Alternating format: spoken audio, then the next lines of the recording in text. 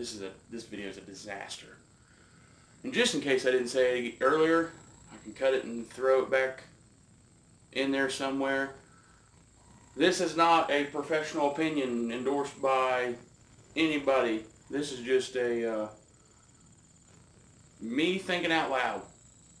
This is a dramatic reading of a post I seen on Facebook.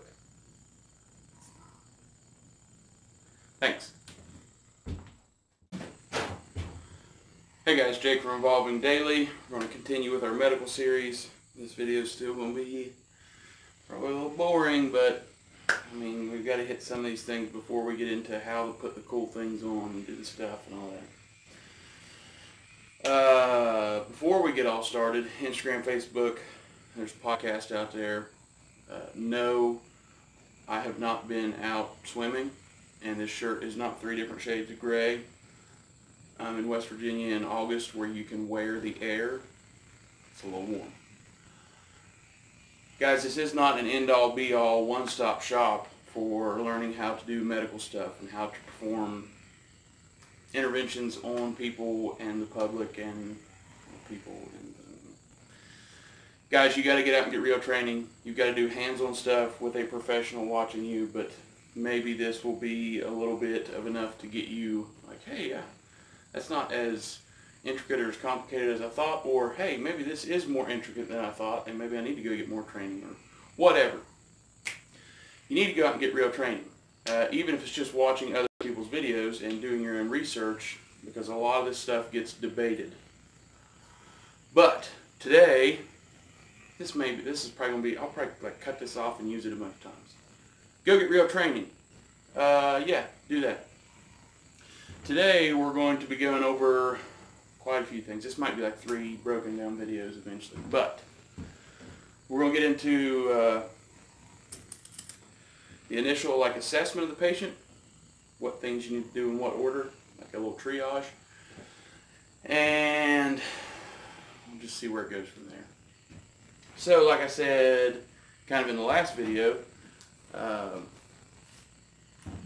number one, you need to know there is a patient, and you need to act when that happens. You need to get it already pre-programmed in your head that whenever someone hollers for a medic or starts screaming out and you finally realize there's somebody injured, you need to be heading that way immediately with some hustle.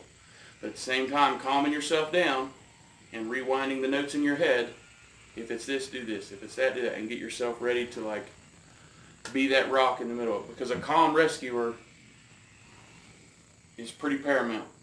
If you're just running around like a chicken with your head cut off, you're going to get less effective work done. And then once we get to the patient, you need to make it safe somehow. If there's a down power line, you need to move them if you can. If they're trapped in a vehicle and it's burning or something like that, you need to get them out. If you hear, because all you guys are gun guys, so you're all thinking about these gunshot wounds and mass casualties and all that. If you hear bang, bang, bang in the background, it's probably time for you to take care of that, or better yet, take them to the Thunderdome. But, and the thing with that is you will be returning fire or immobilizing the threat first. So imagine if there's a dude stabbing another dude, doing this thing multiple times, and the time that you could treat one of those injuries, he's going to stab him 5 more times.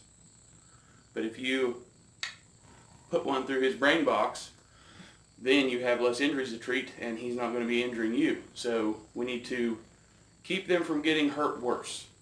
That may mean returning fire. That may mean getting them out of a burning car. That may mean just relocating them in general. Gosh, I'm umming already. It's hot. Alright, so, God, there was something I was just getting ready to say.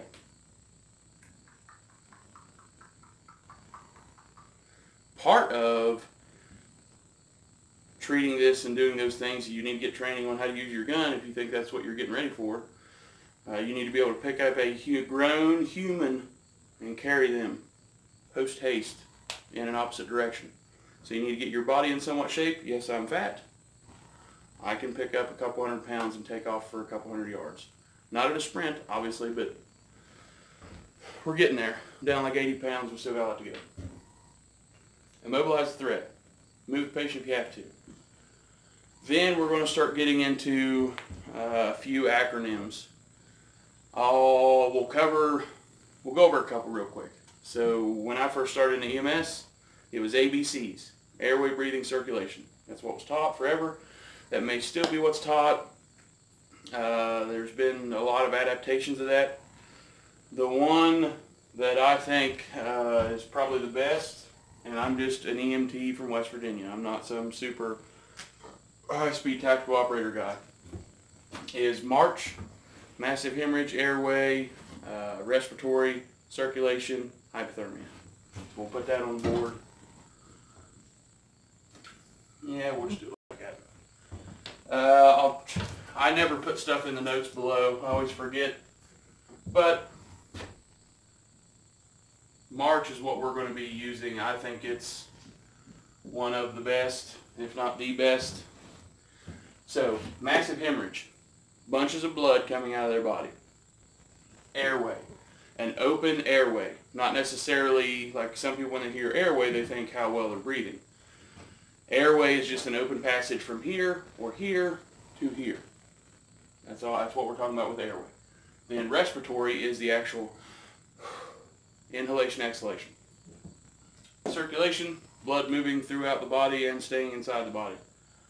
Hypothermia and or heat stress, I guess you could throw in there. I don't know if heat stress is in the government or whoever come up with March, but it should probably be in there as well. It's going to take longer for it to set in and do big damage, but it's valid. So massive hemorrhage, and a lot of people don't understand why you treat in the order that you do. Like they would see someone, someone's amputated here and not breathing, they're going to think, well, CPR, you got to breathe to live. Yeah, you do. Your brain will stay alive somewhere around 7 minutes without breath, without an inspiration. If you go 7 minutes with a cut off leg between the knee and the hip, mid-femur-ish, 7 minutes, there's probably not going to be any blood left in you. There's going to be a whole lot less. So if you could imagine that scenario, dude laid out, not breathing, leg cut off. If you're doing CPR, keeping him breathing, and he leaks out all his blood, you don't have blood to put back in him. If you apply direct pressure, slap a tourniquet on that thing, get it cranked down real good, and you effectively stop the bleeding, you have air that you can put in him. Like it's here right now. You can do that thing to him, just like on him. So that's why we're doing massive hemorrhage first. We don't carry blood with us that we can put into him, but I carry oxygen with me. On board even. So then we get into airway, and airway is still not breathing into them. I should have just started we'll just start back again. So massive hemorrhage, with our M of March, we're going to be using direct pressure, bandaging, tourniquets, and dressings. So pressure, tourniquets, and bandaging. We'll just loop dressings in with that's all. I mean, you're putting things in and or on. So then we get into the A of March. We're talking about airway. With airway, we're going to do one of a few things depending on what you have on you and the situation. So airway can be as simple as putting them in a position of comfort. Like if you go to lay them down to work on them and they say, man, I can't breathe when you do that. Either that's from pressure on the chest, positional, they just can't breathe when you get them in that position, especially with bigger people, or something being misaligned. So it may just be putting them in a position of comfort. For a lot of people that's going to be tripod, like where they post their hands up on their knees and kind of lift their chest and they feel they can breathe better. It could be a jaw thrust, head tilt, chin lift, and we'll get into those things later. It could be using hardware like a nasopharyngeal airway or an oral airway. Nasal right in here, a nasal trumpet, an oral obviously in the mouth area, and you're just trying to either reclaim or protect the airway when we're talking about airway stuff. So with airway we'll be using, or it's not position of comfort, but placing their body in a recovery position, which you may, like if you've ever taken like Red Cross, they may have taught you that. So when we're talking airway, we're going to talk jaw thrust, NPA, and we'll put oral in there as well, but or position. Changing their body position to open their airway and protect it. Or respiratory. So respiratory can also be caused by respiratory can also easily be affected by medical conditions like cardiac arrest, or respiratory arrest, obviously. But the way we're going to be treating respiratory stuff is in the field, mostly either CPR, a seal somewhere in the chest area. If they have an open sucking chest wound, we're going to keep it from being open. Or if they have a tension pneumothorax, we're going to decompress with a needle NPA. I know that's why I paused. It's highly debated whether people should be doing that, but I mean, whatever. So with R, we're going to be treating it with CPR, with decompression, or a seal. The quick and dirty, your lung is inside your rib cage, lungs. If you have a sucking chest wound, every time the lung contracts, it gives up a little bit of room, and the void between it and your pleural space, or the pleural space actually starts closing off. And again, I'm an EMT and I learned this stuff like 10 years ago, so check local listings. So if you have a sucking chest wound, we're going to seal that off so that the lung can still. If you are not breathing by yourself and can't, dead for most, like common, then we're going to do that CPR thing. If they're building up a closed pocket of air, we're going to decompress it with a needle. And obviously I'm not going to be showing you that on me, other than where to do it. Circulation. See, the CPR for lay people is breathing and pumping. With circulation, we're going to be talking about the pumping. Because other than some pretty nasty compound fractures, for the most part, we should be getting circulation all around. Yeah. So if we're getting to a place with no circulation, then we're going to be thumping on our chest. CPR. Guys, there's going to be stuff that I forget, because if I would make notes and like go by that, I would get on tangents, and this 30-minute video would be 7 hours. And then with him, hypothermia and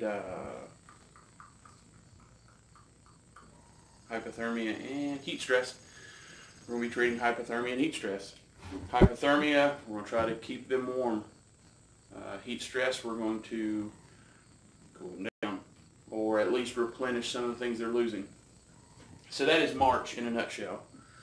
Now this is me in a nutshell. Oh no. I watch dumb movies. So this is the order of operations for, hey, that person's hurt real bad. And we're going to scan top to bottom when we do it. So like anytime you see a patient, it's called a head to toe assessment for a reason. because you need to be looking at everything, so head to toe, don't miss anything in between. And if you think about it, the reason why you go head to toe, especially like if you have a mass casualty, if they're missing the top 10% of their body, probably not alive, right? Because that's like here up. If that's no longer attached, wasting time. If you're missing the bottom 10% of your body, basically your feet, like probably halfway up a shin, you can live through that. I mean, you're going to be alright. Well, you're going to be alright. But that's, you know, we're going head to toe because it's more important things up here, less important things down there, for the most part. So that's March. I wish there was like, I wish I had internet service so I could live stream and people would be like, hey, didn't you, like, I'm sure I misspoke about something or forgot 7 things. And I know everybody wants to play with tourniquets and learn how to stop all the bleeding. So one thing we're going to talk about with massive hemorrhage, there's a good chart out there. I don't think there's any way for me to link it below, even if I would remember. But there's a little chart that floats around for this one. It's basically telling you what big time intervention to use as far as massive hemorrhage for the different parts of the body. So the limbs that are scarlet, or I don't know, wouldn't really call that a crimson, that's probably scarlet. So the scarlet here, some kind of sky blue, maybe like a powder blue, and like a tangerine color here-ish. So when different places you learn or look at, they call them all different things. So we're going to say the trunk of the body in the blue, junctional areas in the orange, and then limbs in the red. Most people just think about the limbs. But there's a lot other things. Like if you think about if there was a gunfight, bang, bang, bang, bang, bang, or stabbing. Yeah, there's going to be some serious defensive stuff, hopefully, from the elbows up. Hopefully they're defending themselves or trying to fight back. But there's also a huge target right here in the middle. You need to know how to treat it as well. It's just not as glamorous to carry a pack of Halos, chest seals, as it is to carry the new whatever cool tourniquet with a Teflon coated nylon, tangerine colored, aluminum oxidized windlass on it. So basically in the red, we're using a tourniquet. Some people that's worked around hospitals or taking blood, that little blue piece of rubber band, that's not a tourniquet. We're talking about commercially available. You can kind of make something up as you go. Still not a good option. Carry a tourniquet. It's that easy. So we're talking about SAMs, soft T wides, TK4s, rats, recons, and the ratchet strap one. I forget the name of it every time. But basically from here down, here-ish down, we're talking about a tourniquet. Here up, same on the other side, and then just below the crotchetal area up to belt line, those 3 areas, that's like a junctional area where you can't tourniquet it, tourniquet it. So you're going to be packing in those areas. Either packing, I doubt you're going to be carrying a junctional tourniquet with you, and we may talk about pressure points a little bit. I don't really know how in or out of favor those are. I haven't really heard about. I mean, there are good pressure points to use for blood loss. I just don't know if it's still in vogue. And then in the trunk of the body, we're going to seal it off. We're going to pack it and seal it. These, pack. Pack and seal, or just seal. These, tourniquet. Any civilian medical training, Red Cross, EMT, I'm going to guess paramedic, you're going to be taught direct pressure first, 100% all the time, which it's easy to provide direct pressure. You stab a hand on there, take a wad of cloth, like your shirt, hold it on there. If you have bandaging, put it on, direct pressure.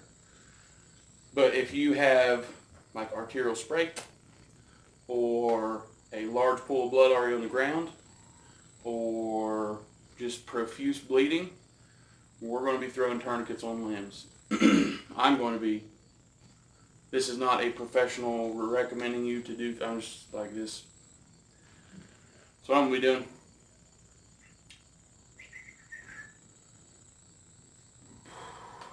Wound packing.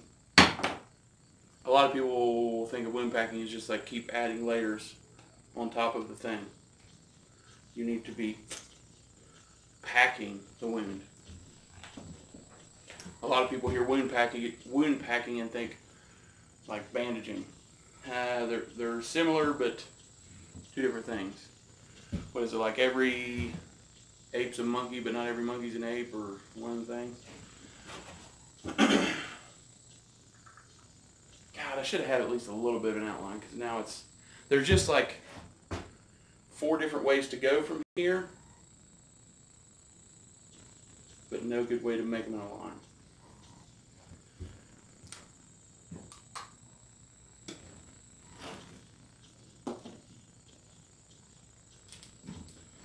We'll pause for the cause. I need to get a little bit of a track figured out to run this shit show down. But we're going to be using March. I like March. I think it's nationally recognized. So massive hemorrhage, airway, respiratory, circulation, hypothermia, heat stress. We're going to be using tourniquets on the limbs, packing in the junctions, and sealing in the trunk. I will be using Recon tourniquets, soft T wides, Halo chest seals, thin H's. I'll make a list below of some of the training stuff that we're going to be using. TheTacticalMedic.com is a good place to buy stuff. Tactical Response is a good place to buy medical gear. There is legitimate med gear on Amazon, but you have to know what you're looking at. Have to. The Tactical Medic has training gear. Like, I've got 20 H&H bandages at half price or less because they're out of date or they're not sealed 100% anymore. Still perfect for training. But we're going to try to figure out which direction we're going to go from here. We're going to get, obviously, into each one, but there's little offshoots, like off of massive hemorrhage. There's 10 little avenues to go down. And this is not a complete, like, you can't watch this and, yep, that's my medical stuff. No. You need to get hands-on training. Get more hands-on training. Carry your stuff. Get a little bit more training. Practice the shit out of it. And be prepared to thrive while others survive. This video is a disaster. And just in case I didn't say it earlier, I can cut it and throw it back in there somewhere. This is not a professional opinion endorsed by anybody. This is just a me thinking out loud. This is a dramatic reading of a post I seen on Facebook. Thanks.